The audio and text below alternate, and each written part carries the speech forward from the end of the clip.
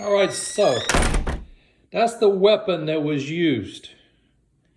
It says pepper ball on there. My understanding is you did not use a pepper ball. You used something else that killed this guy. What did you use? What was it called? It's called what? Killer what? That don't sound good.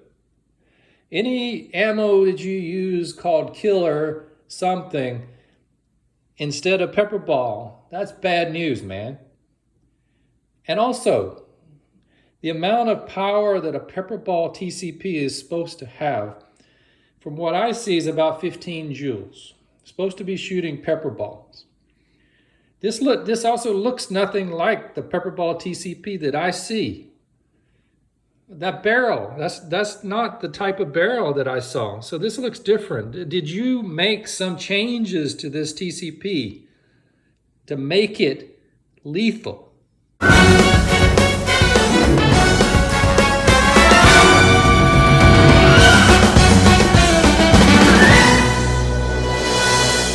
Is that why you killed somebody? You got to explain to me, man. You did what? You took out the old barrel and you did what? You put in a new one? Okay. Why? Why did you do that? What's the reason? Was the old barrel not good enough? So that's what you want to do? You want more power. Well, you got more power and you see what happened. And look at this. This is all, what is this? And it's longer than it should be. It looks disproportionate. It's what? It's an extended, yeah. I get that. I don't think that's a big problem, but the amount of power that you got does not look like what it did in the stock. So I'm a little bit concerned about that. Hi everybody, welcome back for another video. That depiction is my nightmare. That is my launcher. I'm not preaching down to you and saying, don't do this, because I don't. I actually have also modified my TCP. Those are changes that I've made. And I fear if I use it at the power that it has and it causes someone to be seriously injured, that the prosecutors will ask those exact questions. They're going to want to know, how much time did you spend on this? How many parts did you buy? They're going to want to know how it differs from stock. They're going to want to know why you're not using pepper balls as it was designed. Pepper ball, if you look, they sell basically pepper balls. They don't sell kinetic impact rounds for the most part. I mean, you can get them as aftermarket from other sources.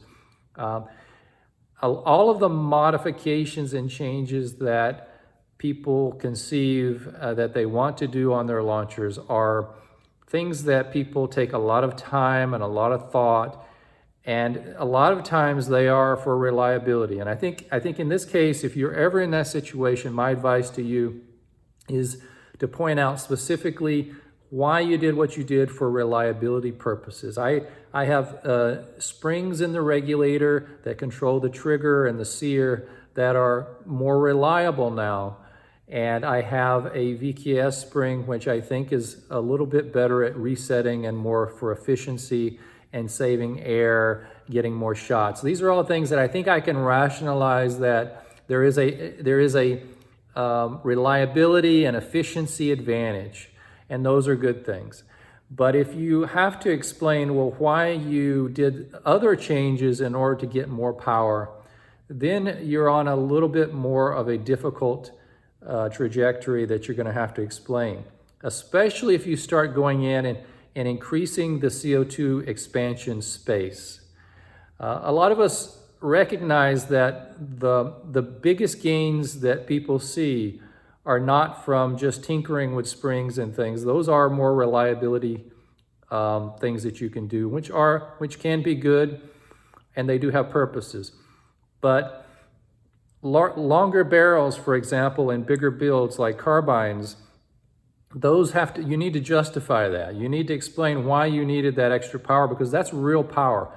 You get substantially more power with longer barrel because you have more time for that projectile to be exposed to the CO2 vapor, for that CO2 vapor to expand and the pressure to increase in the barrel until the point of exit from the barrel. At that point, all of that push on the projectile is gone, and the projectile just has to go based on its own momentum and the kinetic energy that that projectile has at that point.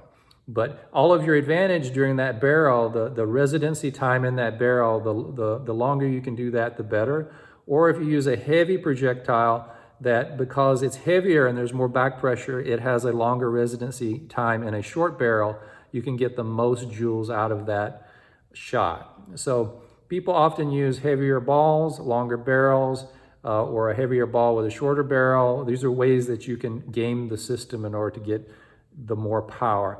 Those are not so bad, because those are just everyone knows that you want to get the optimal performance out of your launcher. But for me, I think it is the more technical, opening it up and doing sophisticated gunsmithing changes in order to get new abilities, things that the launcher was not able to do before, no matter what you do with projectile. But the launcher then gains new abilities to really expand air to a greater degree. It shows a lot of thought and intent in order to do that. And you can try to explain yourself. You're going to have a lot of explaining to do. But the more you can explain why you did this for reliability purposes, as opposed to you did it because you wanted more power and you wanted to be able to hurt someone more, that's where you're going to go down a bad path. So same thing with projectiles. When you choose your projectile, if it's a non-pepper ball or it's a non-projectile that's sold for that launcher, if you have a Byrna and you're using a Byrna kinetic or you're using a Byrna chemical round, but if you put in something else that's different, or if you have a revolver platform and you go to the spiky ammo that looks like darts and things like that, and I've played with those things even in the TCP, and those things are terrifying, and that's dangerous stuff, and you're gonna encounter legal issues with that. There's just no doubt about it. So put yourself in the shoes of having to explain to that prosecutor who's asking you all those questions. Be prepared, because in the event that you use it, you may be asked those questions very quickly. You have a right not to speak initially, obviously, but you need to be prepared to explain why you did what you did and why this launcher was used for that situation. And if it was a situation where that wasn't warranted, or that level of force wasn't warranted, or the launcher would have been fine if it was stock, but you exceeded that and you went above and beyond to where you didn't need to be, that's a whole nother thing. So when you buy a launcher, these are considerations, and I have nightmares sometimes thinking about what you need to do to defend yourself when you have made modifications to the launcher itself. And I don't advocate for any specific modification, but I'm not inherently anti-mod. I sort of get that reputation because I'm talking about it a lot, and I'm just trying to warn and raise concern, because I too have done some, and I have realized that there's a point where you need to draw the line and say, okay, everything that I have done is for reliability, and I can justify it, I can explain it, and I'm comfortable with that. And everything that I use is round balls, and I'm comfortable with that. And I don't have concerns about being viewed as being negligent, or to have an intent that I'm souping this thing up with the intent to go after someone or cause harm, or that I'm looking for trouble, or that I already have a criminal past and I'm trying to avoid it, but I'm just trying to get more power than I'm legally allowed or supposed to be having. I'm trying to, you don't want to deal with any of those issues. You want to not have to explain all of those.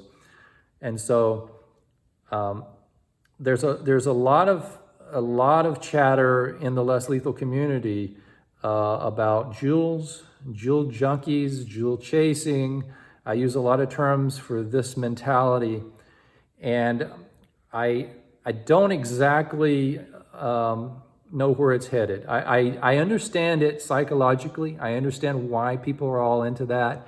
I also understand that that this community is flooded with a lot of hobbyists who really want to push the envelope, but they want to do it and wipe their hands and say, well, I'm not responsible for how you use this. I'm just playing.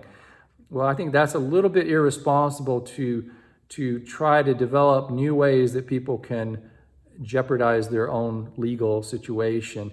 And I think they're not helping the community. And I'll just leave it at that. I don't like to demonize anyone, but I do think that at some point, that kind of obsessive new launcher comes out, maybe a great option, but then the next impulse is, okay, we've got to make it better. We got to make it better than the company. We've got to increase it more. That's a mentality that I'm always going to be pushing against, because I believe that there are other options that you should move into then. Leave these options for what they are and then move to a different option. We can talk about other issues related to that movement later. I realize that cost and price is an issue in this economy, so we can talk about that at some point. But right now, just listen to the questions that I asked, put yourself in those shoes, and be smart, be wise. All right, everybody take care. See you next time.